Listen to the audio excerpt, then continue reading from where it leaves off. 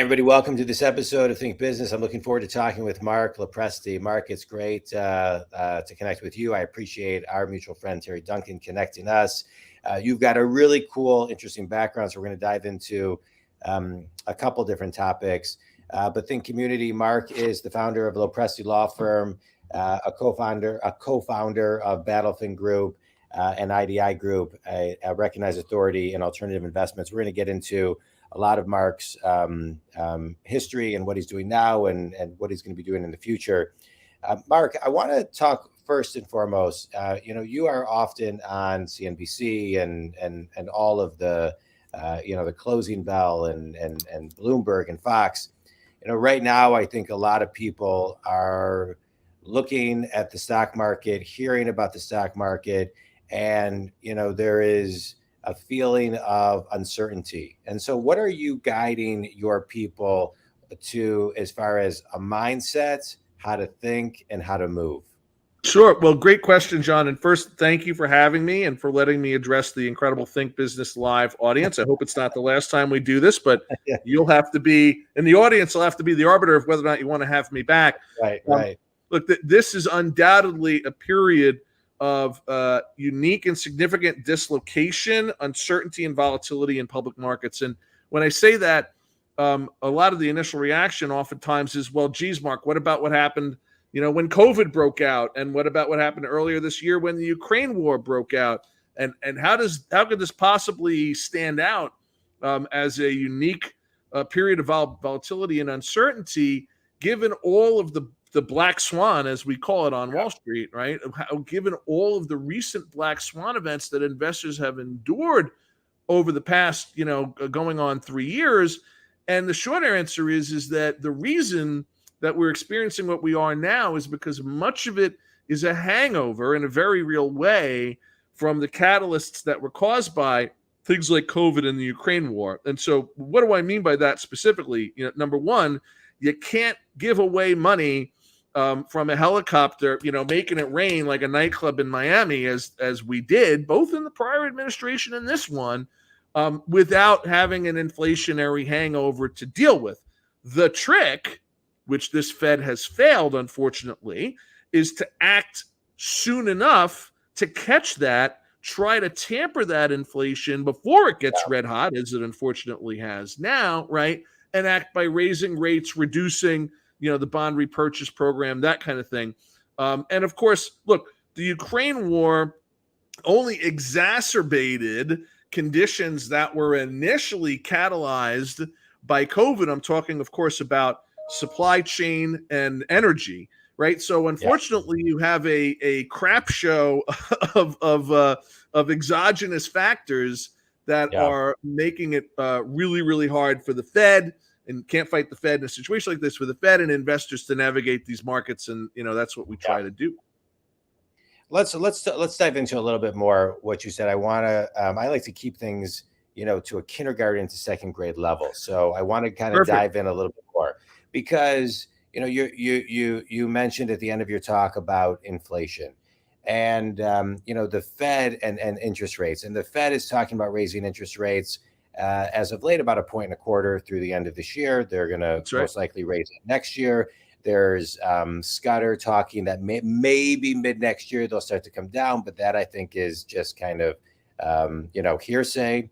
And then you have Biden saying, right, I agree. And then you have Biden saying on I think it was 60 Minutes, we're in or going to be in a very slight temporary recession. So let's just get to kindergarten level for a minute, because I think a lot of people may be confused on exactly what inflation is and how it is caused, and exactly what defines a recession. Sure. Well, that was on my friend Jake Tapper's show Tuesday night of last week or Monday night of last week. And which I'm angry with him only because that catalyzed a request for me to do Maria Bartiromo's Mornings with Maria show. And I love Maria, but I happen to be in Las Vegas. So I had to do a 6 a.m. hit Eastern time at 3 a.m. Vegas time. I wanted to do it from the blackjack table, but the producers, for some reason, declined. Look, you've asked questions about two separate but related topics, right? One is inflation, and the other is a recession. a recession is defined not by us on Wall Street, but by the government, right, as 2 consecutive quarters of negative GDP growth.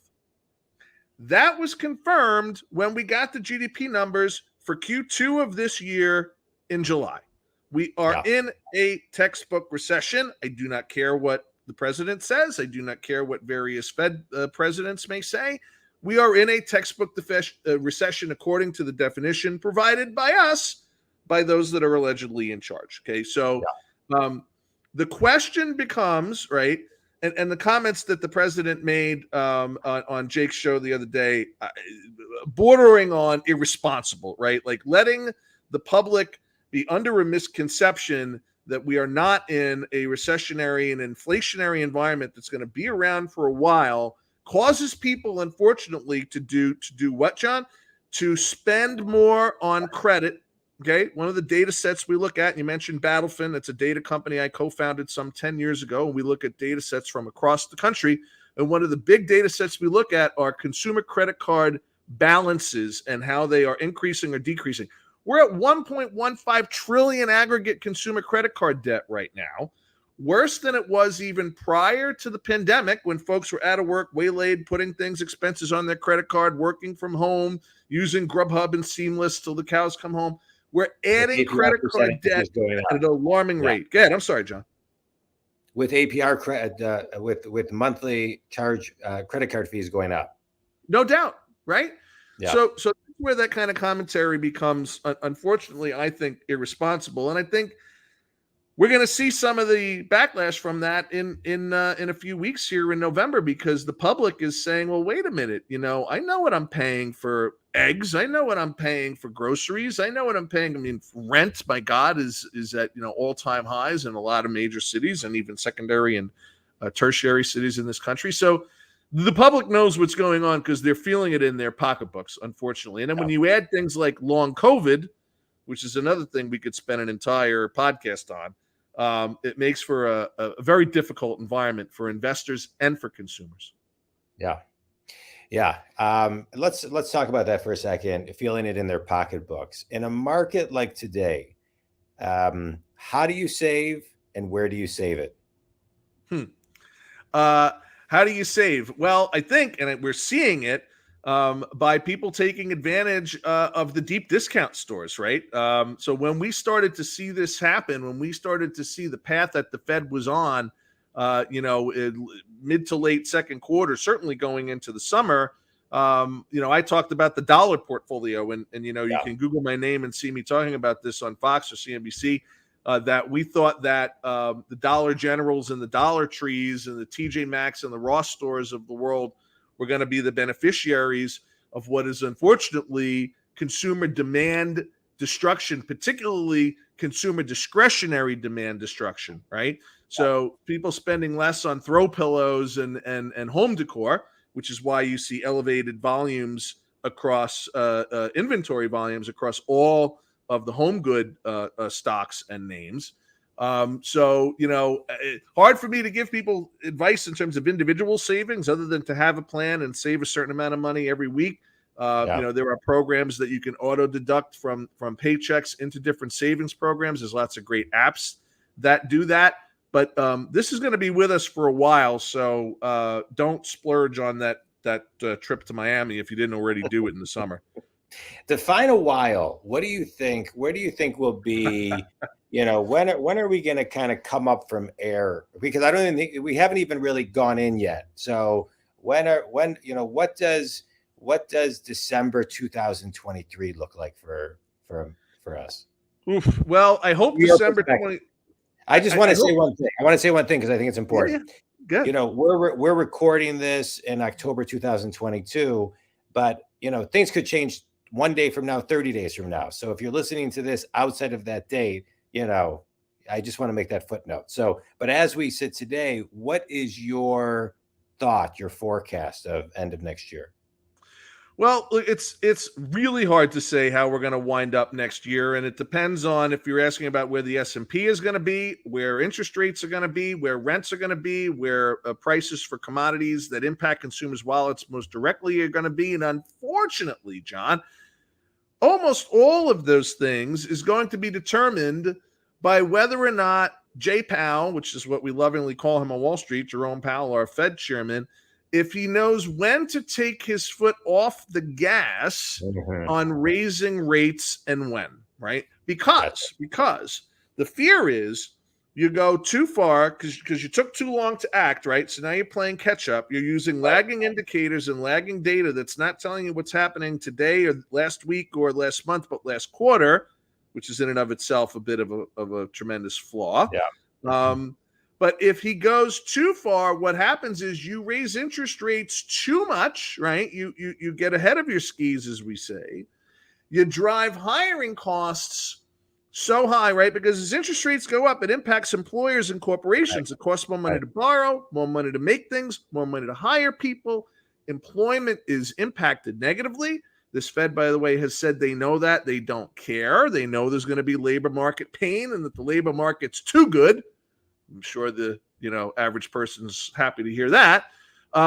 So look, if the Fed is able, call it by the second quarter, midway through the year next year, to take an honest look at where we've come, looking at things like CPI and CPE and all of these metrics that determine not only what things cost for consumers, but what things cost for businesses, because businesses pass those costs on to consumers, of course, and understands when to start to take that foot off the gas to become more dovish, as we say on Wall Street, right? It's hawkish versus dovish, raising rates as a hawk, lowering them as a dove. We love these animal references, bears and bulls.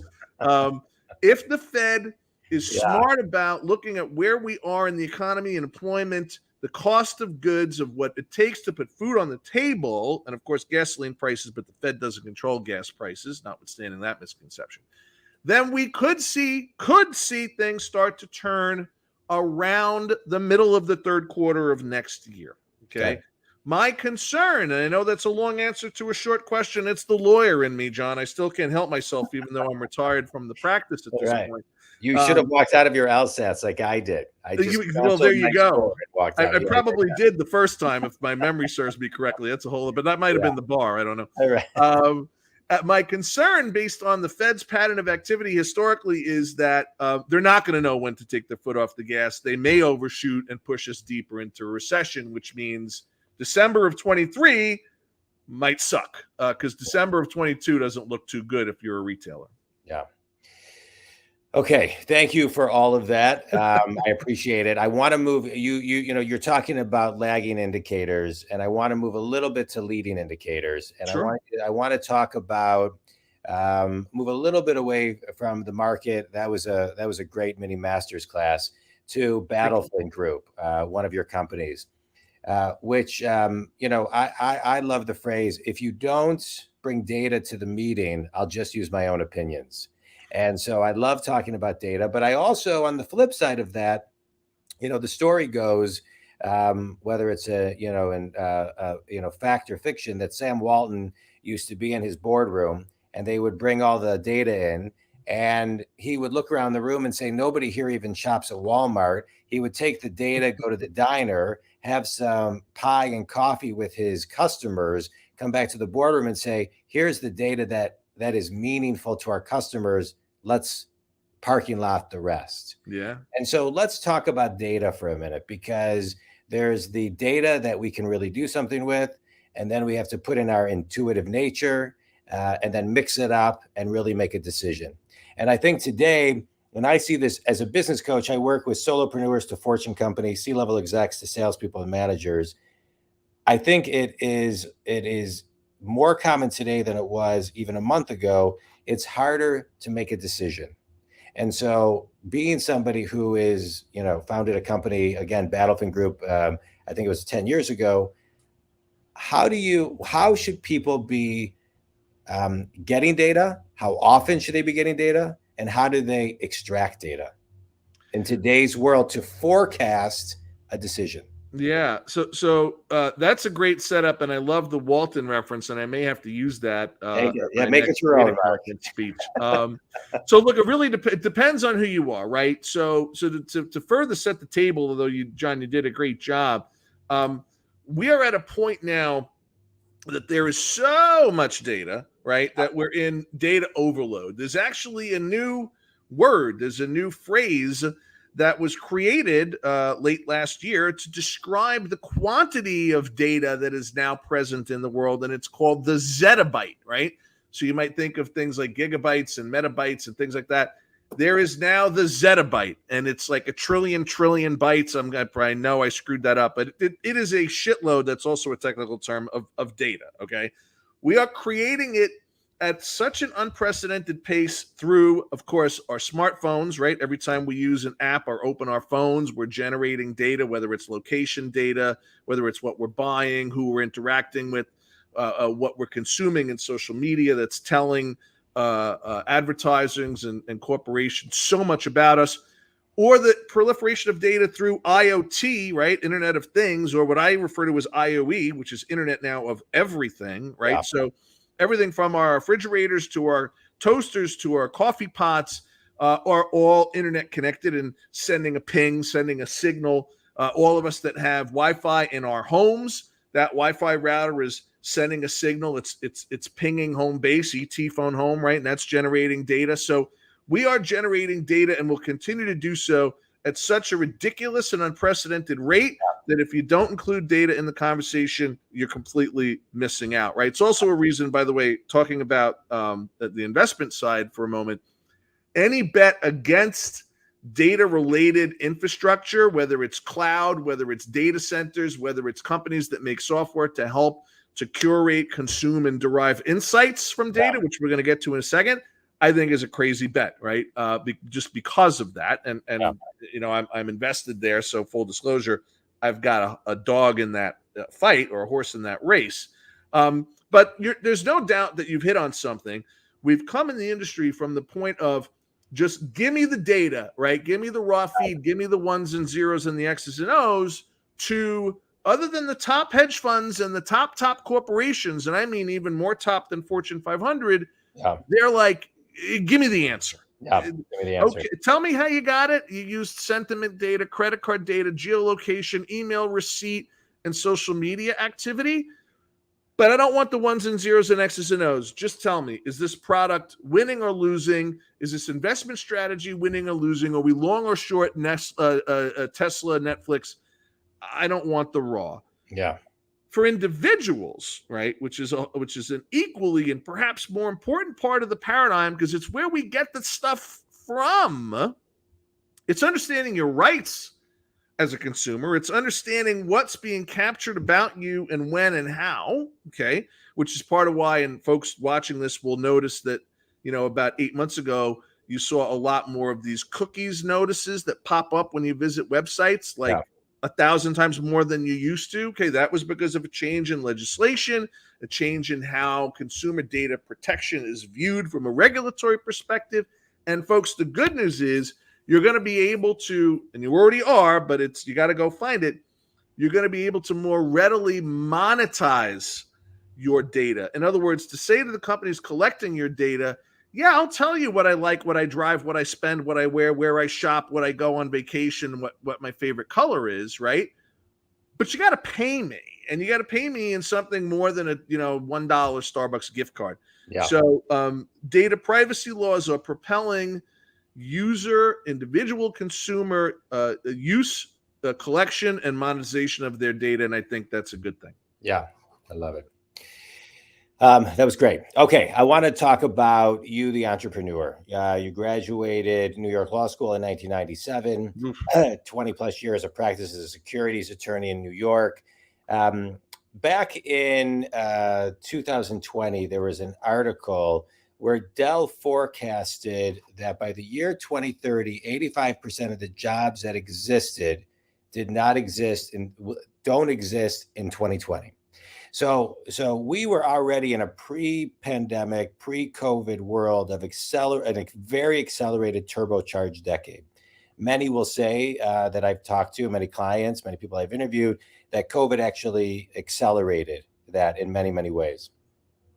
But the question I have for you is, as an entrepreneur, someone who's been an entrepreneur, and you shared, and we shared in the beginning, many of the things that you've done, what is an entrepreneur? How does an entrepreneur be an entrepreneur in today's world, right? Versus even a pre-pandemic world? That's a great question. So much of it, frankly, is about telling your story effectively and getting it out through mediums and channels like Think Business. Part of the reason why I do and have done as much media as I have, and I've been doing media for 15 years now, is because I recognized fairly early on the need to get your story and your brand out effectively and to be able to articulate that story to a variety of audiences and to tailor how you deliver that story to the audience that you have. So I think that's very important. I think you're absolutely right. COVID actually. Well, let's. I want to pause on that for a second because I'm so glad you said that. I feel exactly the same way. The power of story. That's how people learn. You know, today we're in a world where people don't really read. They skim. They read the captions on videos as they watch them silently more than they actually listen to them. Yeah. And I remember I double majored in journalism and economics in college. And I remember that this was now 27 years ago, learning that the average person read a newspaper for 8 minutes a day. So that was 27 years ago. You know, they read the title, the first paragraph, and the last paragraph. And today, people are just skimming. There was an article, as you're talking about the power of storytelling. I heard a long time ago that a 30-second video is equivalent to 3.5 million words read. And there was an article in 2008 in The Atlantic called "Is Google Making Us Stupid?" pointing that technology is actually taking away delayed gratification and really focusing on instant gratification and making it very difficult for people to even read this article. I think it was 2.5 pages. So when I hear someone talk about story, people learn very quickly from story. And every story, if you follow just the hero's journey, you know, there's a guide, there's the hero, there's the pain, there's finding success, there's failure, there's plan of action. You can get all that across. He gets the girl at some point too, I hope, John. Correct. Don't leave out the best part, John. Come on. So I love talking about story because that's how people learn through story. Yeah. And it is. And I just want to say one thing too that you mentioned that I'm a big believer in. People don't. I had a meeting this morning with a client, and he was asking me for advice. The content doesn't matter, but I was explaining to him how he is a brand. You know, you have to look at yourself. You are a brand. And he's like, oh, I've never thought about that. And so I don't think people think of themselves as a brand or a product. You're a brand and a product. I'm a brand and a product. And so we have to productize and sell ourselves as such. So Think Community is, you know, as you're listening to this, you know, it's really, really important. If you're listening to my podcast or follow my content, I talk a lot about story, a lot about brand, a lot about how to control your brand. And I love, Mark, that you talked about it. I'll say this last because I have some more questions for you. On my website, when I launched my business coaching company 7.5 years ago, I did a very at the time what I thought was very vulnerable about me page. I talked about you know, my history in business, but also talked about my dyslexia, that I'm a cancer survivor. I talked a little bit about my family, and when people are referred to me, that's how I grow my business. They typically go to that page. And so by the time they call me, they really feel like they know me. And so I just want to kind of highlight that too, to everyone. It's so good. It's good to be vulnerable. I know the word authentic gets thrown out a lot. It may be too much, but just be yourself and tell your story, not somebody else's. So I love it. Okay. We can move on now. You can't, but before you do though, I want to just say two things, John. Yeah. One, you cannot discount the value of authenticity these days. And there's a reason for it, right? Particularly the younger generation, they're used to watching grainy, shaky TikTok videos. Yeah. Right?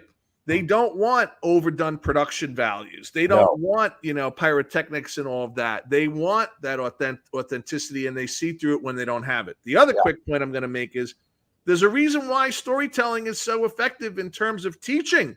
It's science, man. It's not our Yeah, opinion. it's It's science. parts of our brain that retain images, audio, Correct. smells, the Yeah, olfactory. Why smell is such an incredible memory recall? It's because the olfactory receptor and your long-term memory are so close together in your brain. Like, it's not because it's my or John's opinion. It's how our brains are wired, right? yeah, Which is why kids that take experiential learning, as my daughter's done through the various schools that she's been through in her career, yeah, I've wanted them to be more focused on experiences than rote yeah. memorization. Rote memorization goes in one ear, and when the test is Oh yeah. over, it goes out the other. Out, out. Absolutely. All right, let's get back to you as the entrepreneur. So, Sure. Think community. I get asked so many times about, hey, I want to start a company, or how do you start a company today? How do you start a company in a hybrid world today? If you had to give, because we could talk about this for a long time, but if you had to give somebody one piece of advice, that person who has been maybe unhappy at their job, the person who has had an idea or a business plan that they've been building for the last 10 years, the person who is just hungry to ready to, jump in. What's one piece of advice you would give an inspiring entrepreneur or even someone out of college? Yeah. Confirm, identify, confirm, and then reconfirm your market, Yeah. and then do it again. Yeah. If I build it, they will come is bullshit and Yeah. terrible advice. It is. It is. You It's got to make sure people will pay and want your product. unbelievable. The Yeah. number of and I look at business plans like for a living, right? Like we Yeah. this is what my partners and I in my advisory business in my family office, even to a certain extent through BattleFin, we're professional investors, professional market strategists looking and understanding how to do this. The number of business plans I see and quickly, unfortunately, move to the trash bin pile are those that have not taken the time to adequately identify, confirm, reconfirm, and then do it again what the market is for their idea or their product. And it's just Yeah. remarkable how often you see it. Yeah. And, I get a little frustrated with some of the other talking heads, and I won't say who because I know a lot of them that just say, oh, my number one piece of advice is follow your passion, do what you love, and blah, blah. That's important, right? But if my Yeah. passion is to do something that nobody gives a shit about, I'm not going to make Yeah. any money. I'm going to lose my house and I'm going to be broke in a few years. So Correct. that's really bad advice. Yeah, you and I are on the same page. It's one of the first things I say to people. You got to make sure that people will buy and pay for your products, and not just for a week. Yep, Yeah, that's right. yeah, that's great advice. I wanna kind of jump back. How old are you, Mark? Oh God, I told you no questions about my age. Oh, Despite, I know your viewers are going to have a hard time believing this, but despite the way I look, I turned 50 at the end of July of this year. I just turned 52 May 15th. Yeah. Congratulations. So happy birthday. To you as well, sir. Go back 40 years. Who inspired you? Who inspired you to do what you're doing today? Oh man. Probably I'd have to say my dad, who's turning 80 in a week and change. Also a lawyer, but in every sense an entrepreneur. Never worked at big law. Never worked for anybody but himself. Which, while he was always an entrepreneur in the sense of he practiced and still practicing at almost 80, it was always for himself and it was always his business, and that was something that really, really inspired me. The other major figure and character that looms large is my uncle, who was a sort of white collar, white cuff, 80s poster child of Wall Street. He got me my first job. I started out for a little firm called Lehman Brothers, and I was on the floor of the New York Stock Exchange at 18 years old. Yeah. Trying to figure out what in the hell I was doing there. But he was a titan of Wall Street and a deal maker and a capital markets expert, and ran institutional sales and trading for Lehman before leaving to go, unfortunately, to a firm called Cantor Fitzgerald, and unfortunately only because he was running the desk on the 101st floor of the Tower 2 on September 11th. So we lost him and 1,000 of his employees, coworkers that day. Hey, But those would have to be so sorry. the two. Well, we remember by continuing to make folks that we lost relevant in our lives, and I'm always happy to find the opportunity to give props to him and to my dad, who's still with us, much to my mom's dismay. I'm joking, of course, but yeah, those would have to be the two. Okay. By the way, you didn't tell me we were going to get to the personal. What was the way that you described it? The vulnerable part of the about me section. But no, I didn't know. I don't know where I'm going to go. I don't prepare any questions, so I don't know where I'm going to go until I get there. Love it. But I love that you brought the energy of your dad and your uncle into this.